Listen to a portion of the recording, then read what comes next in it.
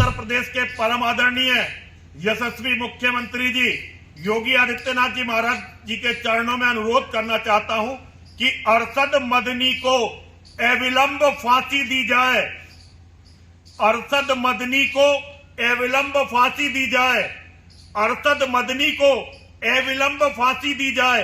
कलेजा थाम लो, रुदाद गम हमको सुनाने दो, तुम्हें दुखा हुआ दिल हम दिखाते हैं, दिखाने दो। अजीज़ान गिरामी क़द्र, मुल्क की मौजूदा सूरत हाल इंतहाई हसास और फ़िक्र अंगेज़ है।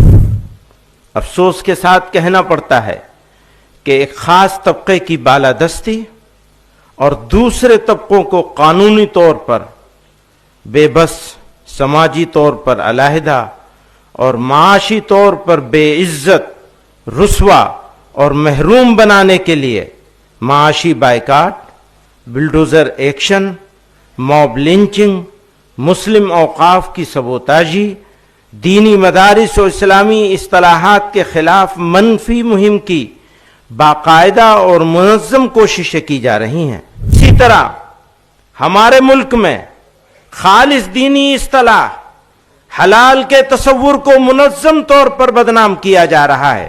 इस पर मजीद जुल्म यह हुआ कि मौजूदा हुकूमत ने नए कानून के जरिए वक्फ के मकासिद और उसकी मंशा को नुकसान पहुंचाया है। जमीयत उलमा हिंद ने जेपीसी में जाकर इसकी मुखालिफत की। हम ये साफ कर देना चाहते हैं कि हुकूमतें हमारे मजहबी मामलात में मुदाखलत न करें, वरना हम लड़ेंगे और आखिरी दम तक लड़ते रहेंगे। अदलिया का रवैया, हजरात गिरामी क़द्र, किसी भी मुहज़्ज़ब समाज के लिए अदल व इंसाफ सबसे बड़ा मेयार है। अदल व इंसाफ के बगैर बड़ी से बड़ी रियासत और बड़े से बड़ा मुल्क बाकी नहीं रह सकता। हर हुक्मरान का अव्वलीन फर्ज अपनी रियाया को इंसाफ फराहम कराना है। मुल्क में अमन व अमान का क़याम और जराइम से पाक मुआशरे की तश्कील इंसाफ के बगैर हो नहीं सकती, हो ही नहीं सकती। लेकिन अफसोस के साथ यह कहना पड़ता है कि गुज़िश्ता कुछ अरसे से बिलखुसूस बाबरी मस्जिद, तलाक सलासा जैसे बहुत से मसलों पर फैसले के बाद यह तासुर आम हो रहा है कि अदालतें हुकूमतों के दबाव में काम कर रही हैं। मौजूदा वक्त में इबादत गाह एक्ट को नजरअंदाज करते हुए ज्ञानवापी और मथुरा के मुकदमात को काबिल समाअत करार देने का फैसला भी उसकी एक वाज़ेह मिसाल है।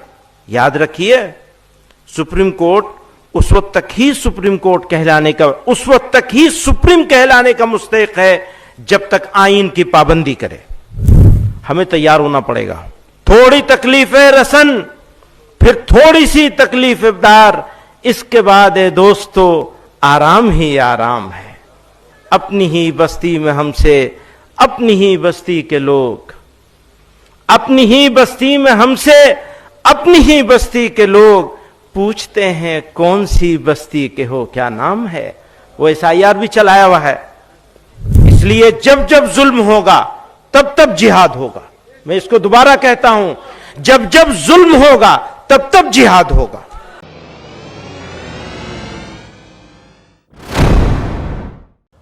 आदाब, मैं हूं मुमताज आलम रिजवी और मैं एक बड़ी स्टोरी और कुछ बुनियादी सवाल लेकर हाजिर हुआ। शुरू में आपने 2-3 बाइटें सुनी होंगी, जिसमें एक तरफ यति नरसिंहानंद है और दूसरी तरफ मौलाना महमूद मदनी। खैर, शेर मैं पढ़ता हूँ, उसके बाद वो सवाल आपके सामने पेश करता हूँ। हम आह भी बरते हैं तो हो जाते हैं बदनाम, हम आह भी बरते हैं तो हो जाते हैं बदनाम, वो कत्ल भी करते हैं तो चर्चा नहीं होता।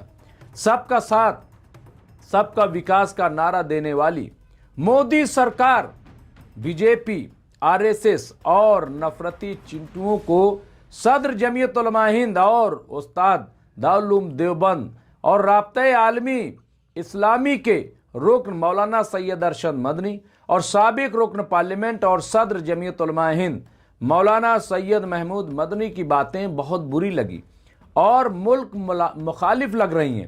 مولانا ارشد مدنی نے اپنے خطاب میں یہ کہہ دیا تھا کہ آج ملک کے حالات ایسے ہو گئے ہیں کہ امریکہ کے نیو یارک میں ایک مسلم ممدانی میئر بن سکتا ہے، لندن میں مسلم میئر بن سکتا ہے، لیکن آج ملک میں ایک مسلم اپنی یونیورسٹی کا وائس چانسلر نہیں بن سکتا، بنے گا تو اس کو جیل بھیج دیا جائے گا۔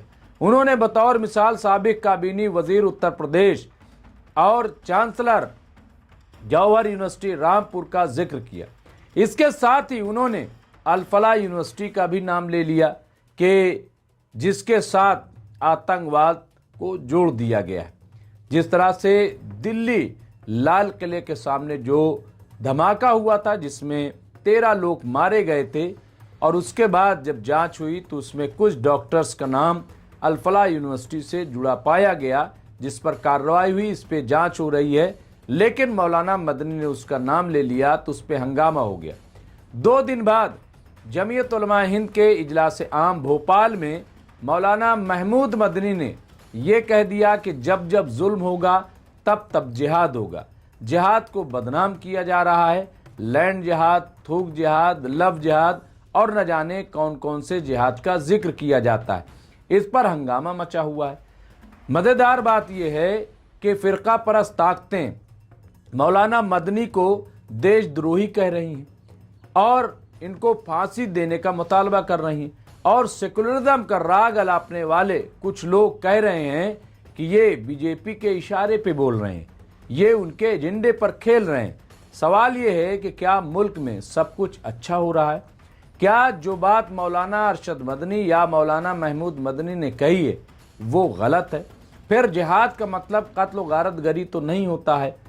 مولانا محمود مدنی نے اپنے خطاب میں لفظ صبر کا استعمال کیا، یعنی ان اللہ مع الصابرین، اللہ صبر کرنے والوں کے ساتھ ہے۔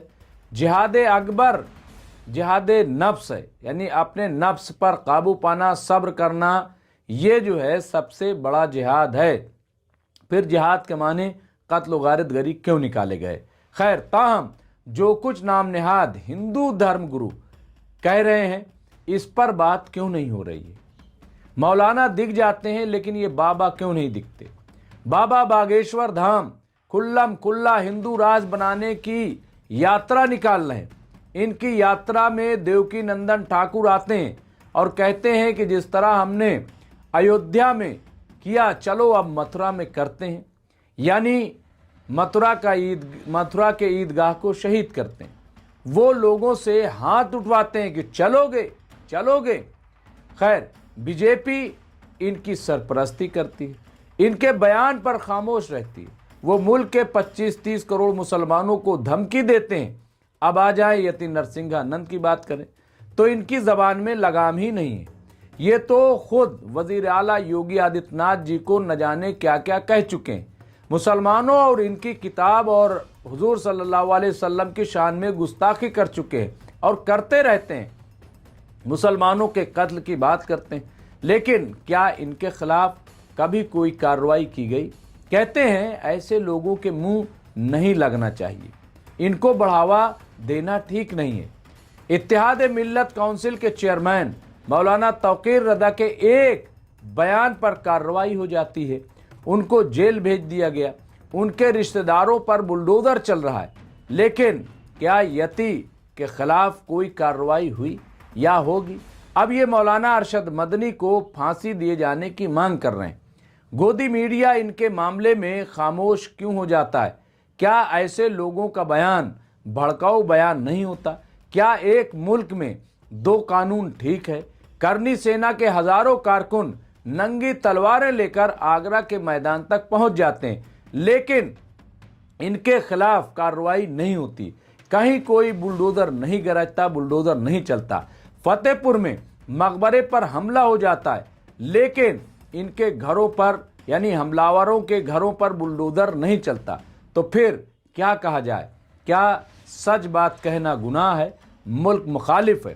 یہ بڑے سوال ہیں، ان سوال کا جواب چاہیے، ان سوال کا جواب شاید پورا ملک تلاش کر رہا ہے کہ آخر ایک طرفہ کارروائی کیوں. بہرحال اس سلسلے میں اور جو بھی اپڈیٹ ہوگا ہم آپ کو اپڈیٹ کرتے رہیں گے. دیکھتے رہیے MMC نیوز انڈیا. بہت بہت شکریہ. میں ممتاز عالم رضوی.